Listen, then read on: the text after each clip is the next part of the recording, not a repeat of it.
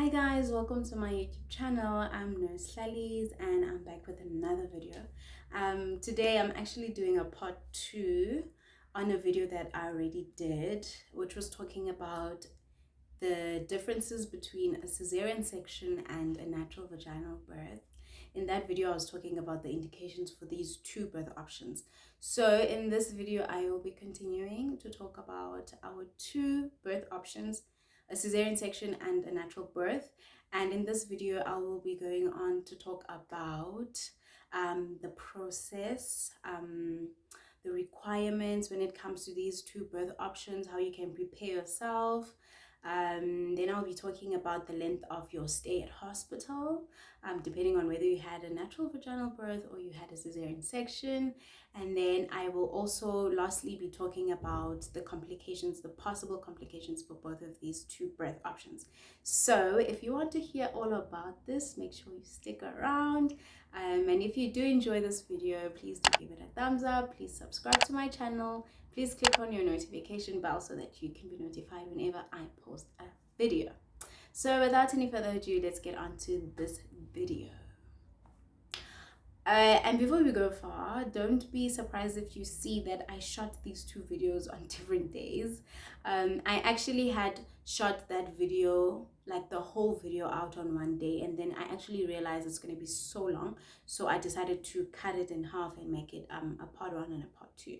So yeah, so today is a different day as I'm recording this intro, but anyways, I hope you're going to enjoy this video. So let's go right into the video.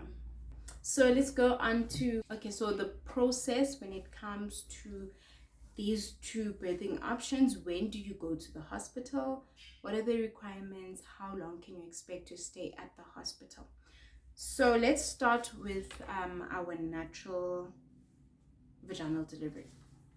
So when it comes to your natural vaginal delivery, you need to go to the hospital when you are having regular contractions. When you are having regular rhythmic contractions, right? That's when you want to go to the hospital.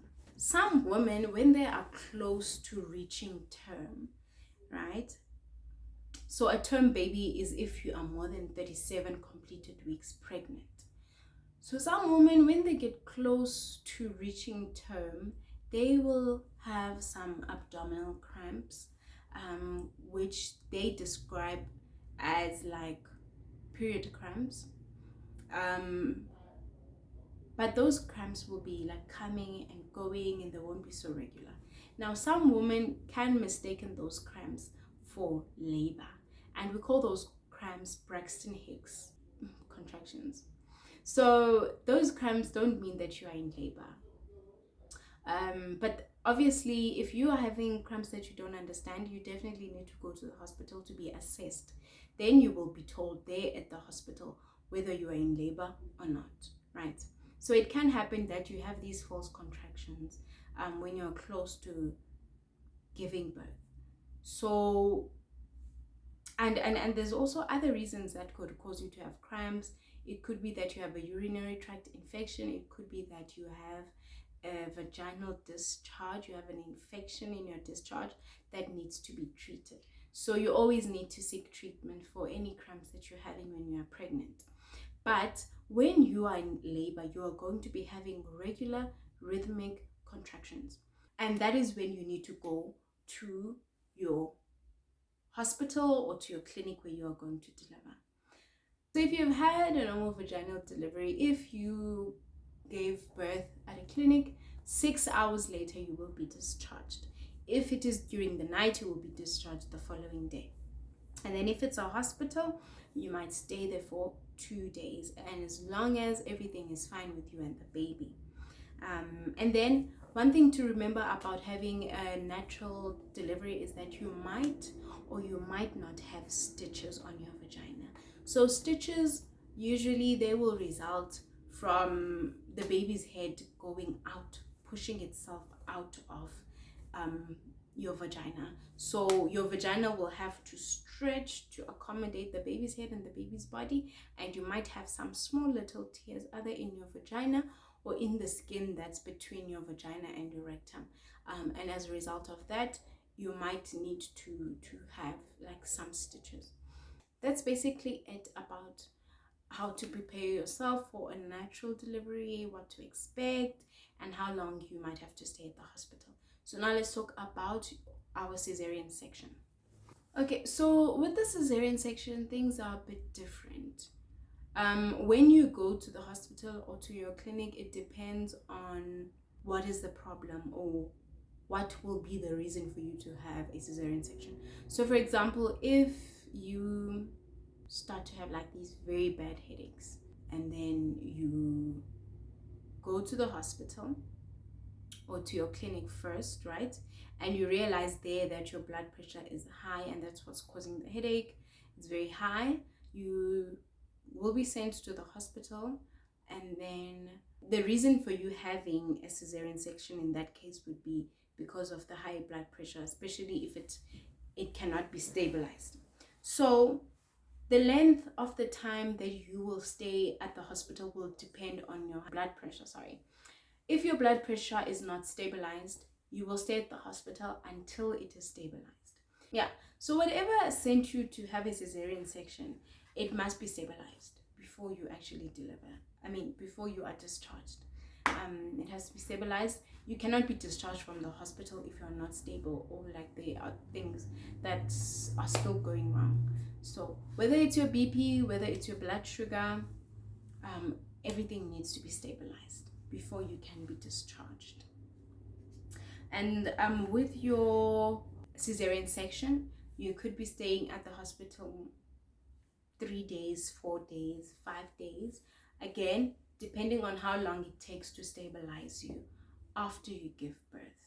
And then another thing that I just want to quickly mention about the cesarean section is that with a cesarean section, since it's an operation, they need to give you something to numb the pain during the operation so that you are not aware of what's happening and you don't feel the pain when they cut you, when they take the baby out, when they stitch you. So with a cesarean section, usually they will like use an epidural, which will be injected into your spine, or they will give you spinal anesthesia, which will numb you from like your abdomen and your legs going down so that you don't feel pain. But women recover fairly quickly from this anesthesia. I think maybe about like after 6 hours already they will start to maybe like feel movement in their legs after the operation. So yeah, that's another thing to remember with the cesarean section. And then if it's an elective or a planned cesarean section, then you will be given a certain date to go to the hospital. You will know exactly when you are going to deliver your baby. If you are working or you have other kids and you need to plan someone to take care of the kids, then you are able to do that. You are able to do that because you know the exact date when the baby is going to come or when the operation is going to be done. So basically in the public health sector, you can't just choose to have a cesarean section. I think in the private sector you can choose if you would like to have a cesarean section, but in the public sector you cannot. It's only when you have an indication or something is happening that requires you to have a cesarean section can you have a cesarean section. And also I think one thing that people need to remember is that a cesarean section is actually a major surgery, because some people when they're going through the labor pain, they just end up saying, what, just take me to a Caesar, I want to go for an operation. But unfortunately we can't just take a person for a cesarean section if they don't have any indications. And because it's a major operation, it also takes longer to recover from it. You need to get your bowel movements back. You need to get your bladder movement back. You have this large operation scar that you need to take care of, and that has to heal. So many layers of skin that have been cut and they have to come together, and it will affect your abdominal muscles, your muscles in the abdomen where you are cut. So there's actually a lot to recover from when it comes to a cesarean section. A natural delivery also has a lot that it brings that you have to recover from. I mean, just the fact that you pushed a baby out of your body, or a baby had to come out of your body, all those muscles have to find themselves in place again. And if you do have stitches, you have to have those stitches for quite some time. So yeah, it is true that both of them, there's a lot of recovery that needs to happen. But a natural delivery recovery is much more quicker than a cesarean section's delivery. So yeah, a cesarean section is not something that you just want to get done just because you don't want to go through the pain, the labor pains, or you don't want to go through that whole process of pushing the baby out. So yeah, there really needs to be a good reason why you should have a cesarean section. Yeah, so now what are the possible complications that you might have from these two delivery options? So when it comes to the natural vaginal birth, you might have a UTI, urinary tract infection. You might have infection of the stitches if they're not like kept clean enough.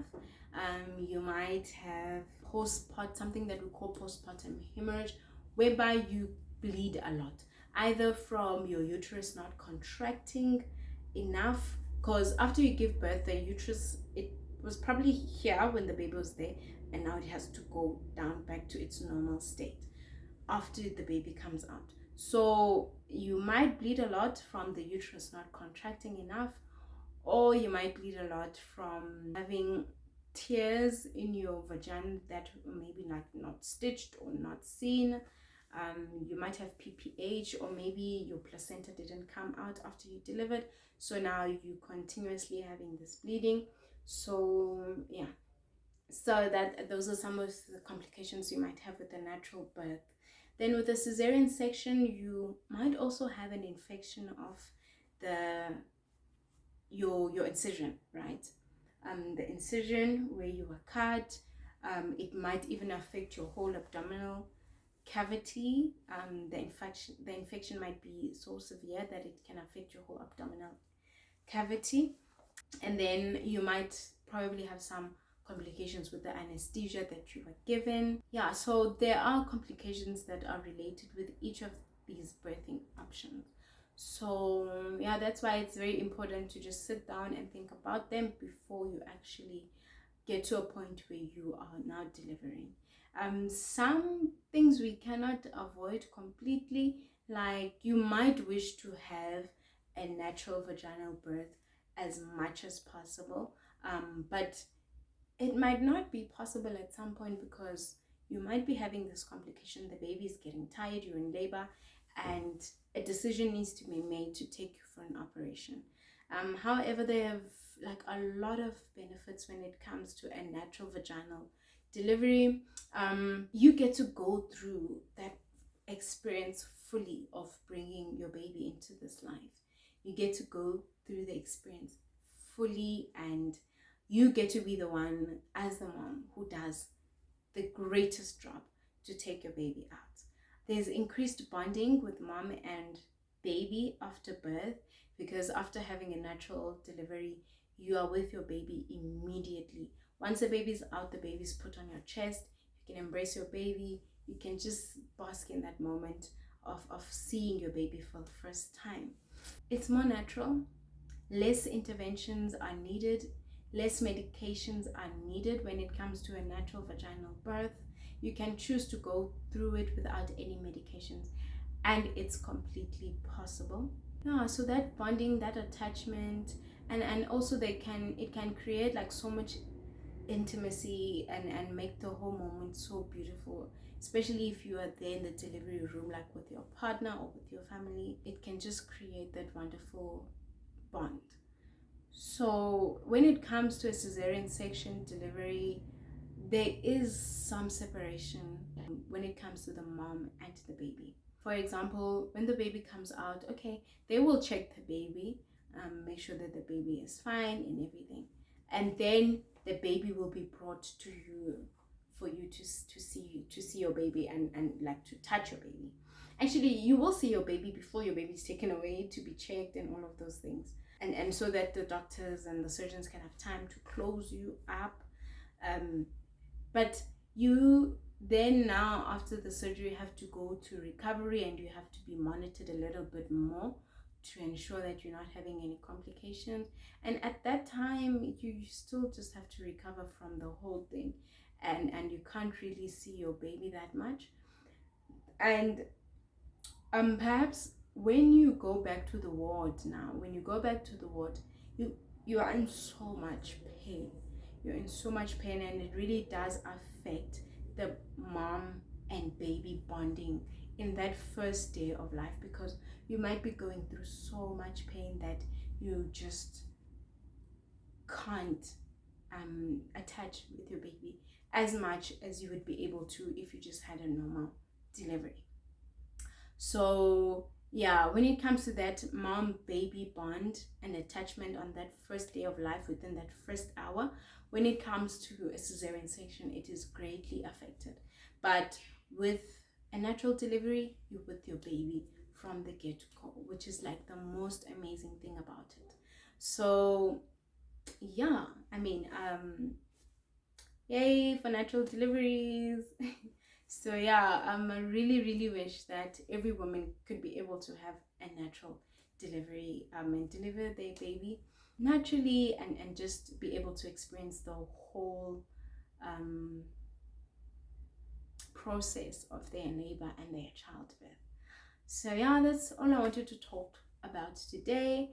I hope that you have learned a lot from this video. I really hope that you've benefited, and yeah, let me know if you've been pregnant before, if you've had either cesarean section or a natural delivery, and what was your experience, and what would you wish to have next time, or yeah, like just tell us about your experience and how you found the whole childbirth experience. So yeah, thank you so much for watching this video till the end.